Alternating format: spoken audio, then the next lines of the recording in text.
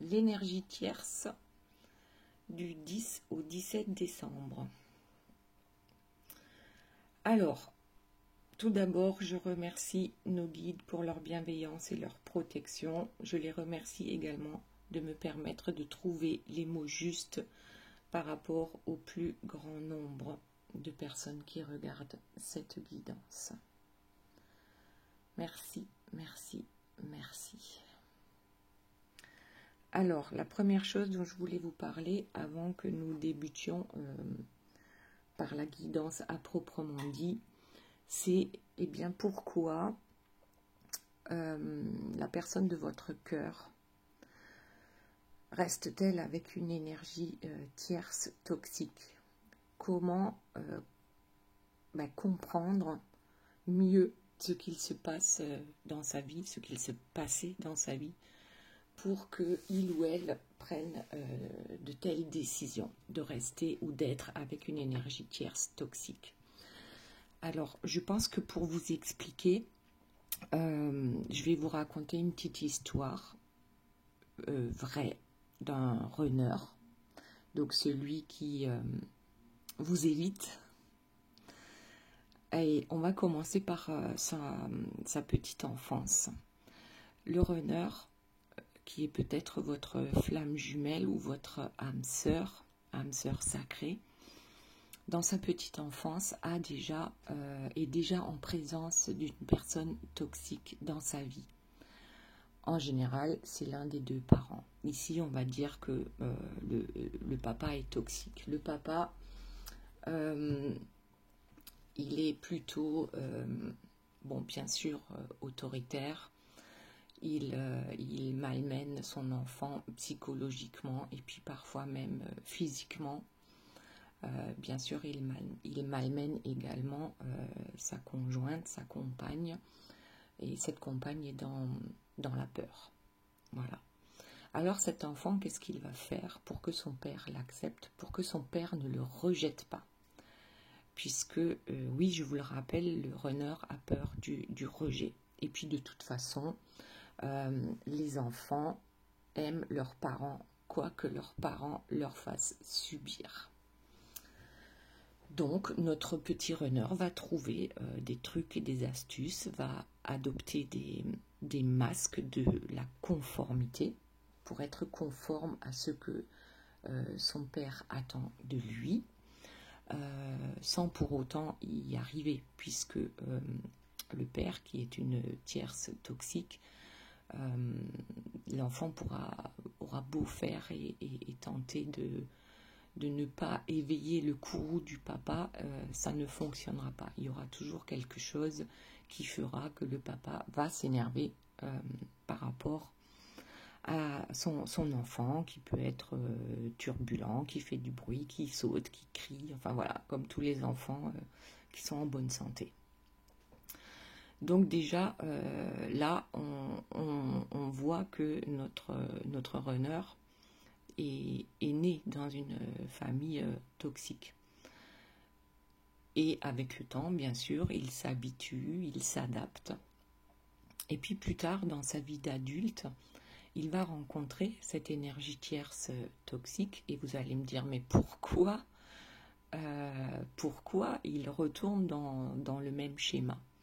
En fait, cette tierce toxique, elle a exactement les mêmes énergies que ce papa de son enfance. Et comme vous le savez certainement, lorsqu'on a connu que ça dans sa vie, et souvent on retourne vers ce qu'on connaît, même si c'est pas bon pour nous. Alors oui, bien sûr, au début, l'histoire avec l'énergie tierce, elle a dû être belle, ou peut-être même que l'énergie tierce est venue le sauver de ses parents toxiques, de sa famille toxique, on va appeler ça comme ça. Et du coup, là, le runner, il pense effectivement être sauvé. Mais ce qu'il faut savoir, c'est que l'énergie tierce, elle met ça en place juste parce qu'elle aussi a été attirée par le runner, parce qu'elle a reconnu aussi ses blessures. Et donc, voilà, au début tout se passe bien, elle vient le sauver, et ensuite, elle va reproduire exactement le même schéma que ce que a pu vivre le runner dans sa vie d'enfant. Là, du coup, en fait, le runner, il a peur de quoi? Il a peur du rejet. Donc, toute personne qui va le rejeter, parce qu'il n'est pas suffisamment bien ou parce qu'il ne colle pas exactement à ce que l'énergie tierce demande, plus l'énergie tierce va le rejeter et plus il va faire en sorte que cela n'arrive plus. Donc plus la tierce va le malmener et plus il va se débrouiller pour que la tierce l'accepte et ne le rejette plus.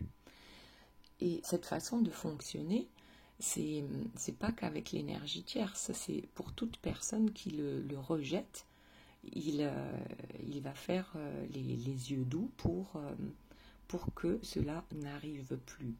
Donc ça, c'est juste pour vous expliquer que en fait, l'énergie tierce toxique, il n'est pas attiré pour rien, il est attiré parce qu'il connaît cette énergie. Même s'il ne se rend pas compte, bien sûr que consciemment, il ne s'en rend pas compte, sinon il n'irait pas. Là, c'est simplement pour vous expliquer un peu comment votre autre puisse encore tomber dans les schémas toxiques. Et ces schémas toxiques vont se répéter tant que votre autre ne se sera pas révolté et n'aura pas repris son pouvoir. Parce que cette personne donne son pouvoir aux gens toxiques. Voilà, bon, alors petite parenthèse terminée. On va faire une petite prière pour ceux qui sont d'accord. Hein.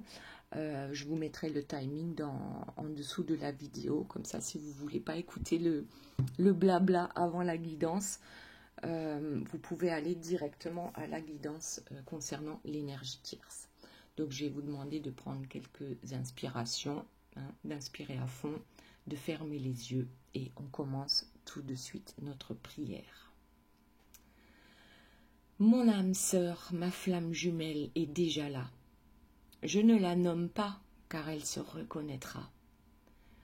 Je suis un puits d'amour sans fin. Je donne sans attendre en retour, et le divin me le rendra multiplié par 3. Peu importe par quelle voie il se manifestera, car j'ai la foi. Grâce à ma foi, l'offre précédera la demande. Ce que je fais pour les autres, je le fais pour moi, en bien comme en mal. Du coup, je surveille mes paroles, car la peur, la colère, l'impatience me démagnétisent, c'est-à-dire que je perds de mon énergie personnelle, alors que l'amour, la bienveillance, la joie me magnétisent et augmentent mon énergie personnelle. L'esclavage dans lequel je m'enferme est une illusion de la conscience. Il suffit de décider, d'affirmer et d'acter dans la matière pour que les choses changent positivement. Il y a toujours un moyen de trouver une solution par la grâce de Dieu, de l'univers, de la source. La foi sait qu'elle a déjà reçu et agit en conscience et en conséquence. La foi active, c'est d'agir comme si tu avais déjà. Merci, merci, merci pour votre écoute. Et nous allons commencer tout de suite avec notre énergie tierce, donc du 10 au 17 décembre. Alors ici, on voit bien l'énergie tierce qui lance ses serpents et ses foudres sur la personne de votre cœur. Donc là, maintenant, on peut déjà mieux comprendre. Votre autre a peur de l'énergie tierce et a également peur que l'énergie tierce le rejette. C'est son fonctionnement depuis toujours. Il n'a jamais connu autre chose, à part peut-être ce qu'il ou elle a connu avec vous.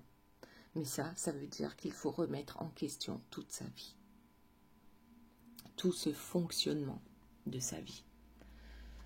Ok, donc ici, on a, en dos de deck, on a votre autre et l'énergie tierce, bien sûr, un couple qui ne s'entend plus.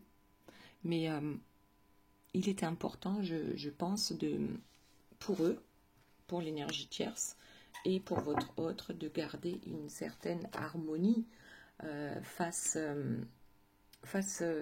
au monde extérieur. Bon, allez, on va voir la suite. On va mettre la tierce ici. Ok, donc c'est un couple dysfonctionnel, tout le monde est d'accord. Et les premières cartes commencent à tomber. Et en plus, je ne vois pas où elles sont tombées. Elles sont là. Bon, il y en a trop. Je pense que je ne vais pas les prendre. Et on recommence. Allez, c'est parti. Première carte. Nous avons, ben voilà, c'est ce que je disais. Un couple dysfonctionnel qui veut faire croire que c'est un couple harmonieux. Voilà, c'est tout le problème, c'est que l'extérieur, ce que peuvent penser les personnes extérieures est tellement important que même que lorsque rien ne va plus, on se sent dans l'obligation de jouer un jeu, le jeu du couple parfait, parce qu'on ne veut pas laisser penser aux autres qu'on a loupé sa vie, façon de parler. D'accord? Là, bien sûr, on parle de l'énergie tierce. Cette énergie tierce qui attire les personnes à elle, c'est-à-dire les personnes qui peut-être ont besoin d'être sauvées aussi. Et tout ça pour mieux manipuler. On est d'accord. Ok. Donc, elle attire à elle les gens. C'est peut-être même un gourou, qui sait. On attire jusqu'à ce que ces personnes soient addictes pour ensuite pouvoir les manipuler. Alors, qu'est-ce qu'on a d'autre? Oui, c'est une énergie tierce qui n'hésite pas à sacrifier. Ici, on voit une personne qui est sacrifiée, hein, qui n'hésite pas. Là, je vois votre autre. Hein. On a une énergie tierce qui n'hésite pas à dire tout le mal que lui fait votre autre, pour que votre autre se sente coupable, bien sûr. Donc ici, c'est bizarrement, d'un côté, on veut montrer le couple parfait, et de l'autre côté, on n'hésite pas à descendre votre autre. Oui, c'est contradictoire, et pourtant, c'est comme ça. C'est pour ça qu'on ne comprend pas les énergies tierces. Leur façon de faire, d'être, est complètement contradictoire. Parce que comment on peut faire penser aux autres qu'on est un couple parfait, alors qu'on n'hésite pas à laver son linge sale en place publique. Ok. Je crois qu'il était important aussi, d'une certaine manière, l'énergie tierce, elle est celle-ci, elle se représente de cette façon-là lorsque vous la rencontrez. Donc c'est quelqu'un de bien, qui apporte la parole juste, la parole divine.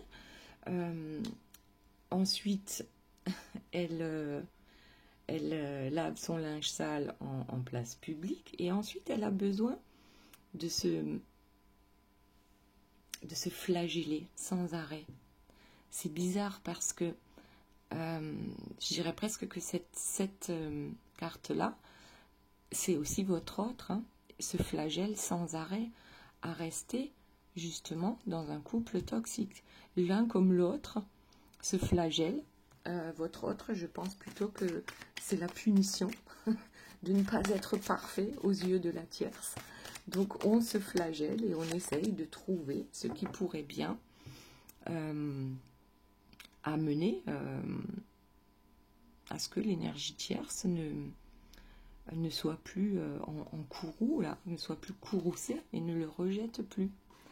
C'est extrêmement complexe comme histoire et on a du mal à comprendre ce qu'il se passe. Donc il y a aussi un message. Alors quel est le message par rapport à ce couple lumineux qui n'en est pas un?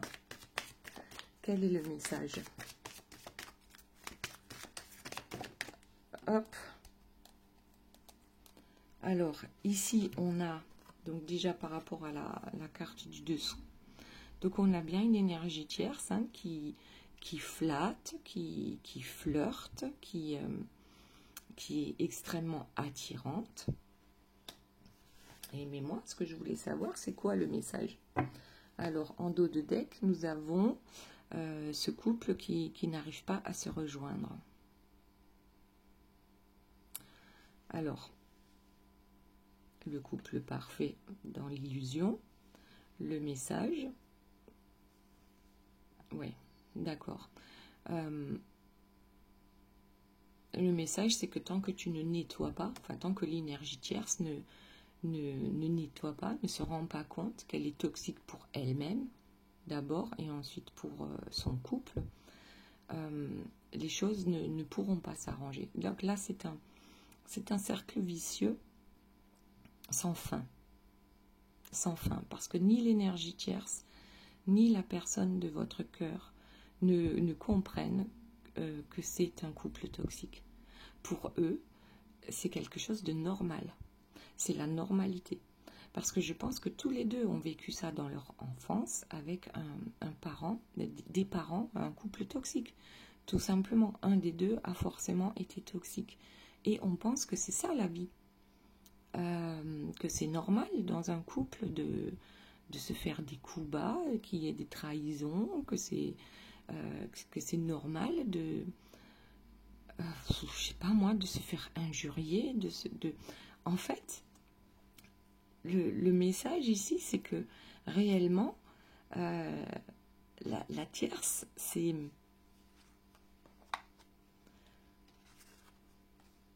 sa vie tout entière, tout comme votre autre, je pense, est faite de toxicité, et que ces deux-là pensent que cette toxicité, c'est le vrai amour. Puisqu'on n'a jamais connu autre chose, puisque le couple des parents était déjà dysfonctionnel. Donc dans leur monde, ce couple dysfonctionnel est un couple lumineux. Ouais, que malgré les manipulations, ici, avec notre marionnettiste, les manipulations, c'est normal pour l'énergie tierce. Et le message, c'est que tant qu'elle n'aura pas compris, eh bien, il ne se passera rien d'autre. Ça continuera comme ça jusqu'à la fin de ses jours. Jusqu'à la fin de ses jours, l'énergie tierce va manipuler, tout comme votre autre va manipuler. D'ailleurs. Donc, c'est une histoire sans fin, tant que votre autre ne se sera pas réveillé. Alors, attendez, hop, on ajuste pour que vous voyez toutes les cartes. Tant que votre autre ne se sera pas réveillé, et ce n'est pas à vous de réveiller votre autre, c'est à lui ou à elle, bien sûr, vous adaptez à votre situation, de se réveiller, de décider que maintenant ça suffit. Et plus l'énergie tierce va pousser, et plus vite la personne de votre cœur va se réveiller aussi. Ok. Ici, notre énergie tierce, c'est... on a... Voilà. On a les contraires. Hein. Ici, on a ce personnage lumineux qui sait tout, qui donne toujours de bons conseils, qui... Voilà, c'est une belle personne.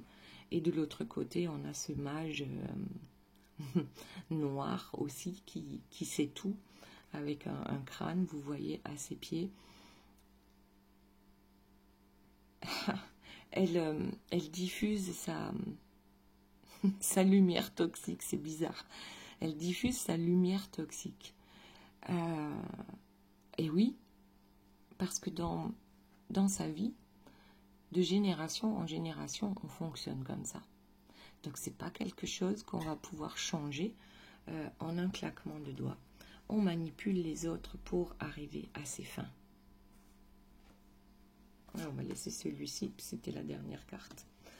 Ok, qu'y a-t-il d'autre, s'il vous plaît, mes guides, par rapport donc à cette énergie tierce? Oui, elle aussi, elle prie. Elle prie pour que Dieu, la source, lui apporte ce dont elle a besoin. Elle prie peut-être pour que ce couple toxique reste ensemble éternellement. Elle aussi, elle fait des prières. Bon, parfois, hein, elle le fait dans la magie noire, d'accord? Les prières sont différentes, mais elle pense être lumineuse.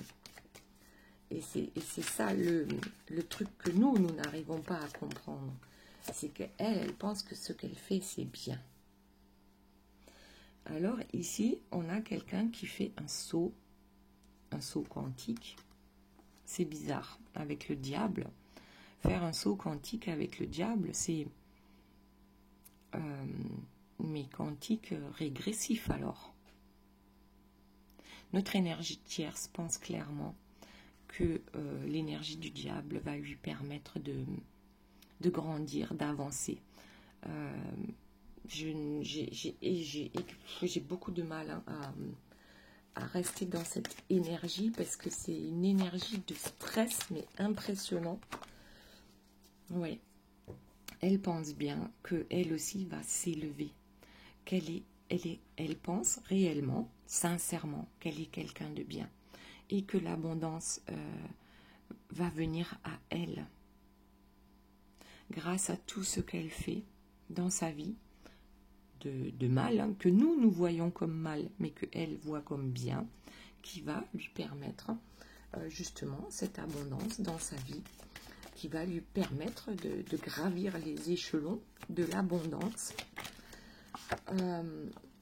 Ouais, alors déjà avec un couple, ouais, regardez, elle pense réellement trouver la paix avec un couple, une famille, hein, des enfants. C'est un truc de dingue. C'est un truc de dingue. Ok, allez, on va voir ce qu'il y a d'autre, parce qu'arriver à la paix intérieure en priant pour qu'un couple toxique reste tel qu'il est, hein, puisque pour elle c'est la normalité, et en plus peut-être pour certaines avec la magie noire. Ouais, vous allez me dire comment peut-on penser en faisant le mal qu'on va obtenir le bien. Ah, elle pense que, vous savez comme on dit un mal pour un bien, c'est comme si en fait c'est elle qui juge. D'accord, c'est elle qui juge et punit les autres, ou votre autre, mais pour son bien. Jusqu'à ce que votre autre devienne quelqu'un de meilleur. Waouh. Ouais, et elle attend. Elle attend cette abondance, elle attend de gravir les échelons. Ouais, c'est-à-dire que en fait, elle aujourd'hui prend la place de la source, hein, de Dieu, de l'univers, et c'est elle sur terre qui punit les autres. Oh waouh. Ouais, c'est exactement ça. Regardez, avec notre reine-mère et sa pomme toxique maléfique. Elle pense réellement faire le bien en faisant le mal. Elle punit toute personne qui n'est pas conforme à ce qu'elle souhaite. Et elle pense que c'est bien pour ces personnes-là qu'elle les punisse, pour que ces personnes voient qu'elles font mal. Oh, waouh. Waouh. Ça, c'est... Ouais. Bah voilà, ça nous permet de mieux comprendre comment l'énergie tierce fonctionne. Hein. Mais malgré tout, elle y perd des plumes, hein, notre énergie tierce. Parce qu'elle elle reçoit, elle aussi, hein, elle reçoit des messages de ses guides, des messages de bienveillance. Mais elle ne les écoute pas. Ou elle les comprend de travers, avec ses filtres et avec ses masques. Et ça l'épuise, notre énergie tierce. Elle est réellement épuisée par le fait de devoir montrer un couple, une famille heureuse, épuisée de jouer et de tirer sur les cordes selon ce qu'elle a besoin dans le bien ou dans le mal, et puiser aussi de manipuler son monde, parce que, comme on l'a dit tout à l'heure, lorsque je fais le mal, je perds de mon énergie personnelle. Et c'est aussi pour ça qu'on dit que les énergies tierces sont des vampires énergétiques. Elles ont besoin de l'énergie des autres pour pouvoir continuer à faire le mal. Ouais, en pensant faire le bien. Ok, allez, donc, d'accord, elle s'épuise à ça, mais c'est pas pour autant qu'elle s'arrête. Hein. Bon, elle n'écoute pas les messages de ses guides, ou du moins elle les comprend de travers. D'accord. Et elle punit les gens. Elle punit les gens. Alors elle les met en prison, elle les enferme. Cet enfermement, en général, il est psychologique.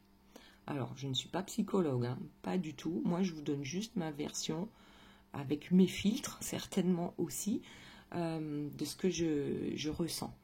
Donc ici, on a une personne, une tierce, qui enferme les autres parce qu'ils ne sont pas conformes à ce qu'elle leur demande, mais aussi qui s'enferme elle-même en pensant trouver la paix en enfermant les autres et en s'enfermant elle-même. Alors elle ne se rend pas compte qu'elle s'enferme elle-même, puisque pour elle c'est ça la vie, d'accord, c'est juger les autres et ensuite les punir, d'accord. Ok, allez, est-ce qu'on a autre chose pour notre énergie tierce? Sinon, on va passer à la personne de votre cœur pour voir un peu aussi ce qu'il se passe actuellement dans sa vie. Donc, notre énergie tierce également remercie pour tout ce qu'on lui apporte. Et bien sûr, les personnes qu'elle met en prison, façon de parler, ont le droit de ressortir hein, de temps en temps pour lui apporter ce dont elle a besoin. Et elle sait même remercier. Pour certaines tierces, elles savent remercier pour toute l'abondance que les autres lui apportent. Parce qu'elle ne sait pas, elle, s'apporter de l'abondance à elle-même, pour elle. Enfin, du moins dans cette guidance, hein, parce que ces manipulations, c'est fait pour qu'elle ait l'abondance. Voilà, un couple qui se quitte hein, avec des éclairs. Il fait vraiment moche. Tout est détruit autour d'eux. Et ouais, je crois que c'est quelque chose qui peut arriver. C'est d'ailleurs quelque chose qu'il est fort possible que ça arrive là en cette fin d'année ou début d'année prochaine, donc décembre, janvier. Il y a des choses qui vont se mettre en place pour l'énergie tierce et pour la personne de votre cœur. C'est comme si on disait c'est maintenant ou jamais. Bon, est-ce que ces deux-là vont réellement se séparer? J'ai l'impression qu'on arrive à la fin d'un cycle et donc au début d'un nouveau cycle. La fin du cycle, dans une fin heureuse, ça serait que ces deux-là se séparent. Pour commencer un nouveau cycle. Alors on va voir. S'il vous plaît mes guides, par rapport à l'énergie tierce, pouvez-vous nous dire si ces deux-là vont se séparer? En tout cas, ils vont s'affronter. Bon, ici on a une carte de séparation. Donc on s'affronte, peut-être que votre autre en a marre d'être en prison. C'est possible. En tout cas, ils vont s'affronter. Peut-on avoir d'autres indications, s'il vous plaît, par rapport à ces deux-là? Alors, deux cartes. La carte du sacrifice et la carte du renouveau. C'est le choix qu'on va leur donner en cette fin d'année. Est-ce qu'on continue de se sacrifier ou de sacrifier les autres, hein, ou est-ce qu'on va vers quelque chose de nouveau? vers la fin de l'hiver. Parce que là, on dirait que la neige est en train de fondre. Il y a des perce-neige qui sortent là. Il y a des choix décisifs, je pense, dans la vie de l'énergie tierce et donc dans la vie de votre autre, qui vont faire que leurs chemins peuvent se séparer. Ok.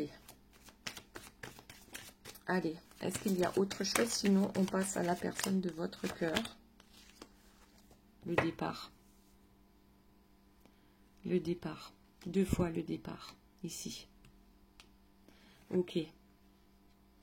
Bon, ça serait fabuleux. Ça serait un fabuleux cadeau de Noël. Que l'énergie tierce et la personne de votre cœur se séparent définitivement. Voilà. Leurs chemins se sont croisés. Alors, s'ils se séparent, c'est que ils ont compris le côté toxique de leur couple. Allez, on passe à la personne de votre cœur. Rapidement. Et ensuite, on fera les 3 questions. Vous vous poserez 1, 2 ou 3 questions. Et je vous réponds avec les cartes. Alors, qu'est-ce que nous avons? L'absence. La personne de votre cœur est aux abonnés absents. Ok. Et l'observation. On va en prendre d'autres pour voir exactement de quoi ça parle. Alors moi, ça me fait penser à vous. Pourquoi la personne de votre cœur est absente dans votre vie? Parce que vous ne la rejetez pas. Vous ne rejetez pas la personne de votre cœur. Vous l'aimez réellement. Vous lui voulez que du bien. Donc, la personne de votre cœur n'a pas peur que vous la rejetiez. Elle va uniquement vers les gens qui la rejettent. Ok, donc cette absence, c'est quoi? Absence et observation. Qu'est-ce que votre autre observe? Les trahisons. Et ici, nous avons le feu, la purification. Pour moi, ici, le feu, c'est une façon de purifier. On purifie, c'est comme s'il y avait un travail à faire concernant les trahisons avec l'énergie tierce. Et on observe l'énergie tierce, mais en même temps, on est aux abonnés absents. Donc ça, souvent, je le dis, c'est pas parce que la personne de votre cœur est en couple avec une énergie tierce que cette personne est présente. On peut être assis tous les deux sur le même canapé à regarder la télé, par exemple, mais l'autre n'est pas là, votre autre n'est pas là. Il est ailleurs dans ses pensées. Et notamment, il observe, il commence à comprendre les fonctionnements de l'énergie tierce. Donc, il observe, il voit toutes les trahisons. Alors, ça peut être les trahisons de l'énergie tierce, mais ça peut aussi être ses trahisons à lui par rapport à l'énergie tierce. Et il a envie de purifier tout ça, de guérir ce lien. Ok. Et le fait de purifier et de guérir ne veut pas forcément dire que ces deux-là vont repartir de zéro sur de bonnes bases. Ça peut aussi dire partir sur de bonnes bases pour lui-même. Et donc s'éloigner de l'énergie tierce en étant aux abonnés absents pour elle. Et qu'est-ce que ça apporte à la personne de votre cœur d'être aux abonnés absents pour l'énergie tierce? Eh bien, ça lui apporte l'apaisement. On est apaisé dans son cœur, dans sa tête, tout simplement. Alors, quoi d'autre? On observe pour trouver des compromis avec l'énergie tierce. Comment faire pour que cette séparation peut-être se finisse bien? Ah, on observe aussi les dépendances qu'on a par rapport à l'énergie tierce. Et pourquoi on a trahi cette énergie tierce. C'est comme je disais avec une de mes fidèles clientes. J'ai fait un petit coucou, elle se reconnaîtra. Et ben ça y est, j'ai oublié ce que je voulais dire. Super, chouette. Les dépendances, en fait, il comprend les tenants et les aboutissants et il commence à rassembler le puzzle. Oui, c'est ça que je voulais vous dire. On rassemble les différentes pièces du puzzle pour pouvoir comprendre pourquoi on est dans cette histoire toxique et pourquoi on répète ça tout au long de sa vie. Et aussi, bien sûr, pour trouver la clé pour en sortir. Là, c'est plutôt pas mal hein, pour la personne de votre cœur. Et regardez ce que j'ai en dos de deck, la guérison. Pour guérir de ces blessures de rejet. Est-ce que vous avez déjà observé une personne autour de vous, hein, en amitié ou en famille, qui sans cesse veut prouver aux autres qu'elle est digne je ne sais pas comment vous dire, les autres qui la rejettent, elle va tout faire. Elle va trouver des solutions pour que ces personnes finissent par l'accepter, alors que ça n'arrivera jamais. Dites-moi en commentaire si vous êtes, si vous avez déjà été témoin de cela autour de vous. Alors, méditation. On médite pour trouver une solution. On médite, on observe, on essaye de trouver un compromis par rapport à cette dépendance que l'on a par rapport à l'énergie tierce, hein, par rapport à ces trahisons. Pourquoi on agit comme ci ou comme ça? Oui, par rapport à la récurrence, le déjà-vu. La personne de votre cœur peut-être est en train de mettre le doigt sur ce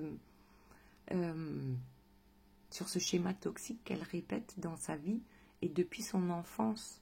Et peut-être qu'elle se rend compte aujourd'hui que avec ses parents, il y avait déjà ce schéma toxique récurrent et qu'on n'a fait que le répéter. Ah ben voilà, la toxicité et la vérité. Voilà, les deux cartes qui se sont retournées dans le jeu nous parlent de la toxicité de ce couple et la vérité que votre autre va découvrir. C'est comme si on avait une révélation. On a enfin toutes les pièces du puzzle et on comprend pourquoi on est resté encore et encore dans des histoires toxiques dans notre vie. Là, je parle de la personne de votre cœur, hein, bien sûr. Et regardez, l'indépendance. Comment faire pour guérir et prendre son indépendance. Donc, il y a bien quelque chose ici pour votre autre de bon dans tout ce qu'il ou elle a pu vivre de toxique. Et si il ou elle ne veut plus vivre cette récurrence, hein, avec le chat qui se mord la queue, ce cercle vicieux, eh bien, il va falloir regarder les choses en face, voir la vérité de cette toxicité. Alors, voyons s'il y a encore une autre carte, sinon on va passer aux 3 questions. Bon, il n'y a rien qui tombe. Ah, patience.